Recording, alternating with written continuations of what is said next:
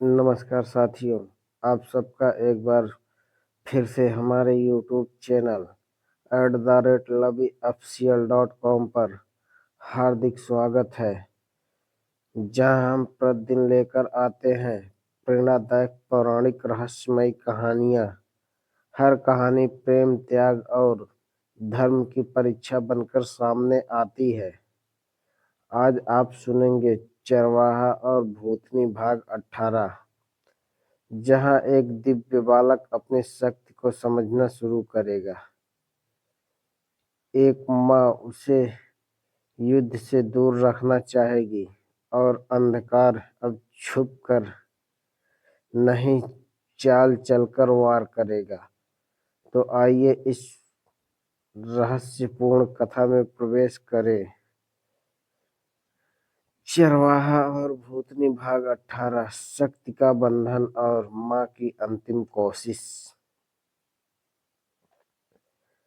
समय का पहला छलांग। वर्ष बीतते गए। अनिरुद्ध अब 5 वर्ष का हो चुका था। वह बाकी बच्चों जैसा नहीं था। जब वह हंसता तो आसपास के फूल खिल उठते। जब वह उदास होता तो आसमान में बादल घिर आते। अन्वी हर पल सावधान रहती। वह जानती थी हर बढ़ता दिन उसे युद्ध के करीब ले जा रहा है।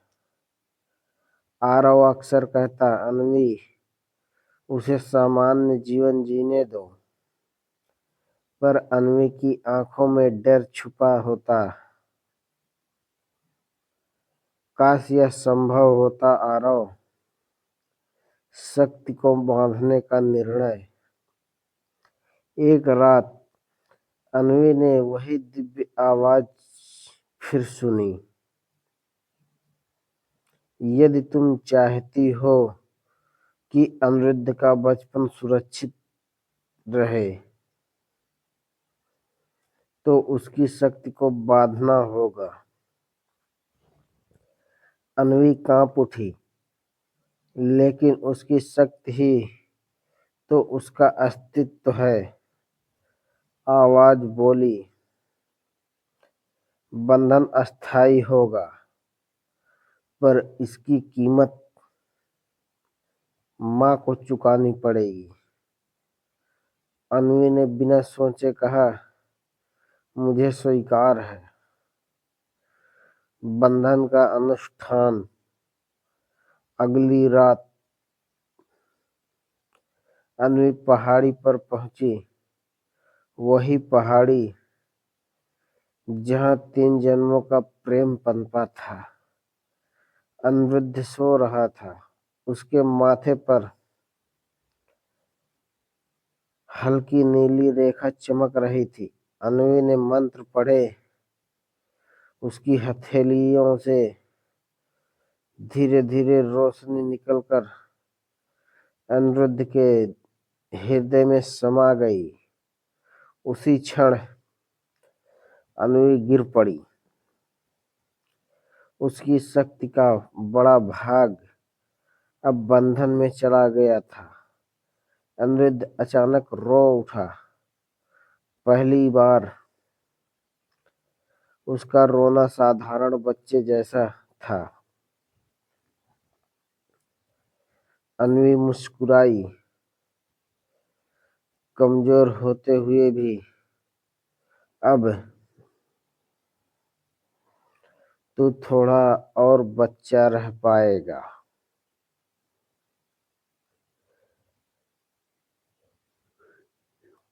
अंधकार की चाल। दूर काले मंदिर में महातांत्रिक ने यह सब महसूस कर लिया। उसकी आंखों में चमक आ गई तो देवी ने स्वयं अपनी शक्ति कम कर ली। वह हंसा।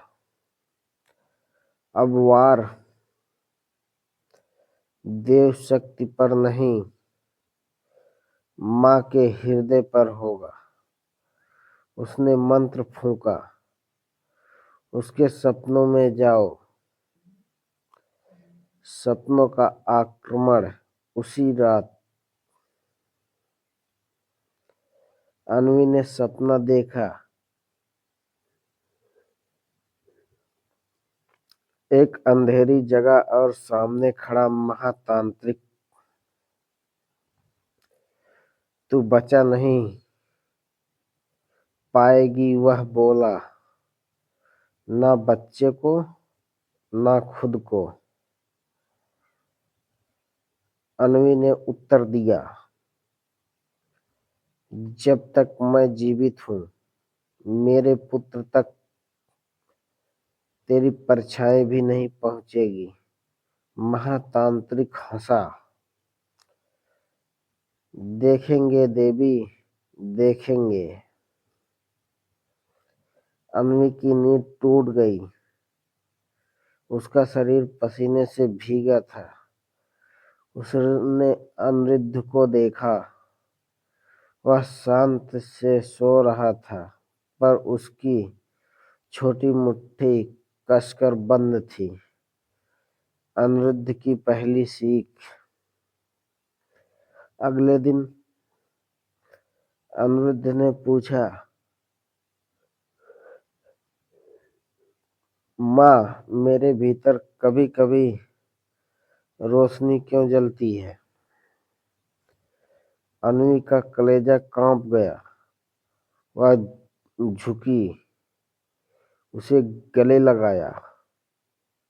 क्योंकि बेटा,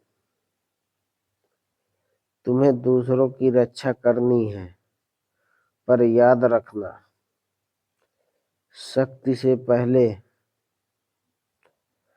दयालु होना जरूरी है। अनिरुद्ध मुस्कुराया, तो मैं अच्छा बनूंगा माँ। अन्वी की आंखों से आंसू बह निकले। रात को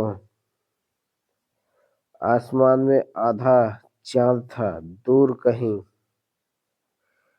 काली हंसी गूंजी, बंधन टूटेगा और तब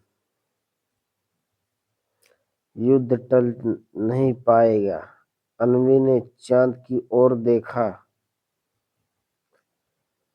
जब वह दिन आएगा मेरा बेटा अकेला नहीं होगा।